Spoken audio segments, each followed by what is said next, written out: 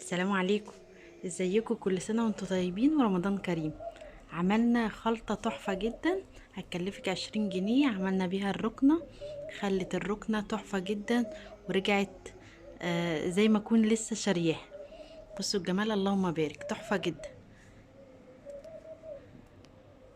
لو عندك بقى ركنة او انتريه في بقعة صعبة، والخلطة دي هتخلي الركنة عندك تحفة جدا، اللهم بارك، زي ما انتم شايفين. تعالوا نشوف الركنة الفاتحة، برضو طلعت البقعة منها. بصي الجمال والحلاوة، اللهم بارك. الركنة دي بقى كانت مليانة بقعة، خلت الركنة تحفة جدا. تعالوا نشوف الفيديو مع بعض. تعالي اقولك على خلطة سحرية للركنة او الانتريه، هتخلي البقعة دي، بصي هتختفي. طبعا اول حاجة هنشيل الخداديات دي، نفك السوستة، نغسلهم في الغسالة. تمام. تعالي بقى نشوف الخلطة السحرية. وطبعا الخداديات دي انا هشيل الكفر ده، هحط بقى حاجات خداديات رمضان، كل سنة وانتم طيبين. وهنشوف شكلها النهائي. دي شكلها قبل، وهنشوفها بقى بعد ما تنضف هتبقى عاملة ازاي، واقول لكم على الخلطة السحرية. لاني طبعا كنت عامله لكم فيديو قريب عن منتج كلين، كان ب25 جنيه، لقيته دلوقتي ب50 جنيه. لا احنا هنعمل خلطة، بصي مش هتكلفك اي حاجة، يعني كبيرها ممكن تكلفك 10 جنيه يا ستي، 15 جنيه، بس مش 50 جنيه عشان انضف الركنة. تمام. هنشوف بقى البقع دي. طبعا اولادي يعني انا شلت الفرش، قلت عشان برضو ايه انضفها. اولادي طبعا هيساعدوني فيها، لاني اللهم بارك عندي التلات ركنات مش نضاف، فهعملهم بقى عشان ايه ما نتعبش في العيد ان شاء الله، وكل سنة وانتم طيبين.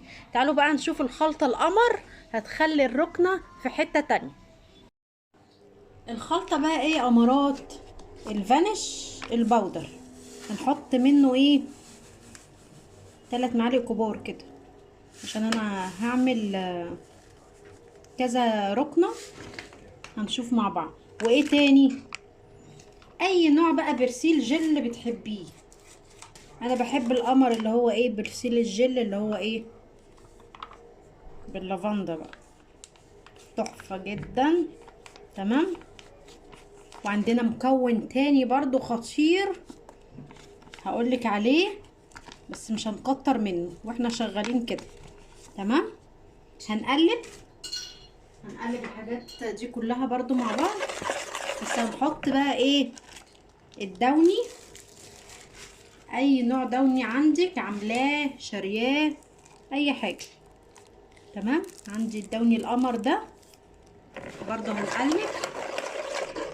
في بقى حاجه في مطبخنا كلنا، هنحط قد معلقتين كبار خل. بصي ايه اللي هيتم فوران كده. وعندك ميه سخنه، بس يفضل ميه سخنه ما تكونش ايه مغليه من الكاتل، لا ميه سخنه من السخان، يعني تكون درجة حرارتها برضو ايه، ولا سخنة قوي ولا باردة قوي، عشان يدينا نتيجة حلوة. وهاتي بقى الليفة بتاعتك او الفوطة.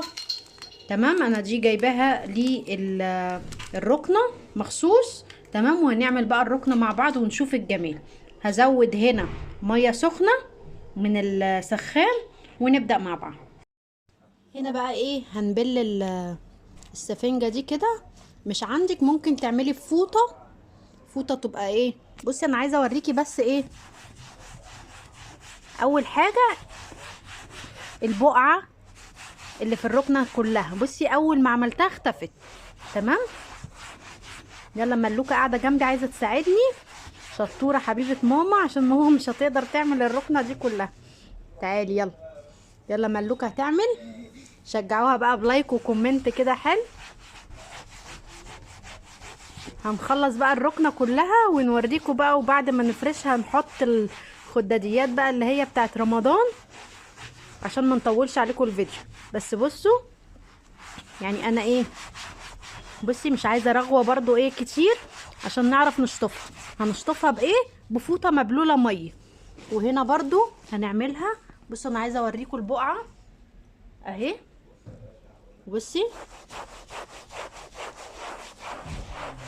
اهي بتروح على طول، مسافة ما بتدعكي كده اهو.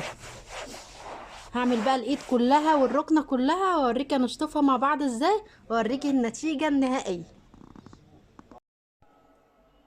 هنا بقى بعد ما نشفت طبعا حطيت الخداديات زي ما انتوا شايفين، كل سنة وانتوا طيبين. بصي الخلطة خلت الركنة رجعت جديدة تاني، اللهم بارك. بصوا الجمال.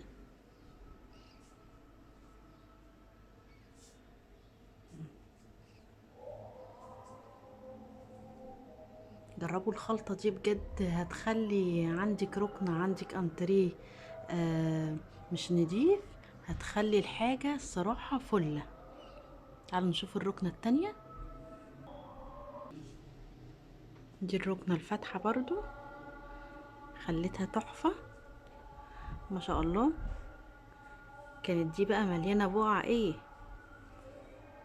خليتها شمعة منورة زي ما انتوا شايفين. جربوا الخلطة دي تحفة جدا. وكل سنة وانتوا طيبين ورمضان كريم عليكم.